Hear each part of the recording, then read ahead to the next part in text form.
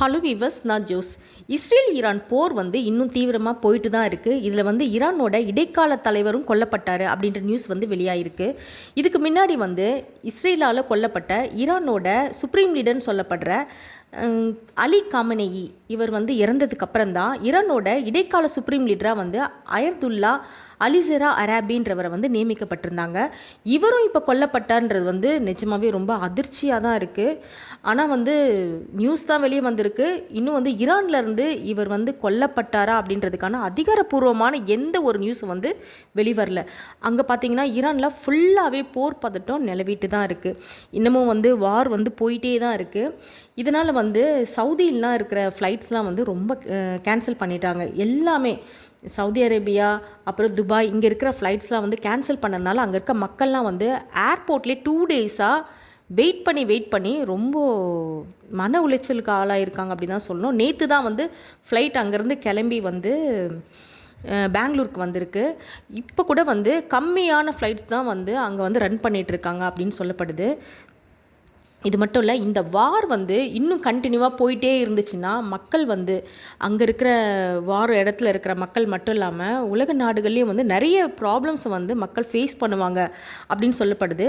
ஏன்னா ஈரான் அதோட சவுத் பகுதியில் இருக்கிற ரெட் சீக்கு அந்த கடலுக்கு அடியில் ஃபைபர் ஆப்டிக் கேபிள் அந்த மூலமாக தான் இன்டர்நெட் கனெக்ட் ரெட் சி வே வழியாக நம்ம கண்ட்ரிக்கு மட்டும் இல்லை நிறைய கண்ட்ரீஸ்க்கு போகுது.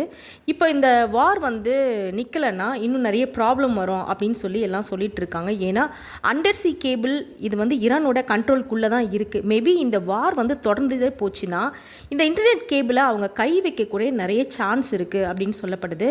கேபிளை கொஞ்சம் கட் பண்ணி விட்டாங்கன்னா இதனால் நமக்கு இன்டர்நெட் கனெக்ஷன்லாம் எதுவுமே கிடைக்காம போகலாம். இன்றைக்கி இருக்க காலகட்டத்தில் பார்த்திங்கன்னா நம்மளாம் இன்டர்நெட் கனெக்ஷன் இல்லாமல் சர்வே பண்ணவே முடியாது. ஏன்னா எல்லா விஷயத்துக்கும் நம்ம இன்டர்நெட்டை டிபெண்ட் பண்ணி தான் இருக்கோம். அதுதான் இன்றைக்கி உலகமே அப்படின்ற மாதிரி இருக்குது. இதனால் கிட்டத்தட்ட மில்லியன் கணக்கில் மக்கள் பாதிக்கப்படுவாங்க. ஒர்க்ஸ் அப்படின்னு எல்லா விஷயமே இன்டர்நெட் வழியாக தான் நம்மளுக்கு எல்லாமே போயிட்டுருக்கு. இப்போ நம்ம பேசிகிட்ருக்கோம் பார்த்திங்களா, இது கூட பேச முடியாமல் போகலாம். எல்லா விஷயமே இதனால் நிறைய பாதிப்புகள் ஏற்படும் அப்படின்னு சொல்லப்படுது. இப்போ இந்த ரெட் சி கடலுக்கு அடியில் இருக்க இந்த கேபிள் சேதம் அடைஞ்சிதுன்னா இந்தியா மட்டும் கிடையாது, சவுதி அரேபியா, பாகிஸ்தான், அப்புறம் அமீரக அரபு நாடுகள் இவங்களை எல்லாருமே இன்டர்நெட்டில் பெரிய அளவில் பாதிப்பு ஏற்படும், பெரிய சரிவை சந்திப்பாங்க அப்படின்னு சொல்லப்படுது. இந்தியாவில் பார்த்திங்கன்னா இப்போ இமெயில், வீடியோ கால் இதெல்லாம் தடை இல்லாமல் எந்த ப்ராப்ளம்ஸும் இல்லாமல் இருக்குன்னா அதுக்கு காரணம் இந்த கேபிள் தான். இந்த ரெட் சி வழியாக வர இந்த இன்டர்நெட் இதுதான் அப்படின்னு சொல்கிறாங்க. இப்போ இந்த வார் தொடர்ந்துட்டே போகிறதுனால யாருக்கும் பெரிய விஷயங்கள் எதுவும் இதுவாக போகிறதில்ல. மக்கள் தான் நிறைய பாதிக்கப்படுறாங்க. ஈரானாக இருக்கட்டும், இஸ்ரேலாக இருக்கட்டும், இல்லை சவுதி அந்த வளைகுடா கண்ட்ரிகளாக இருக்கட்டும், எல்லா இடத்துலையுமே மக்கள் பாதிக்கப்பட்டுட்ருக்காங்க.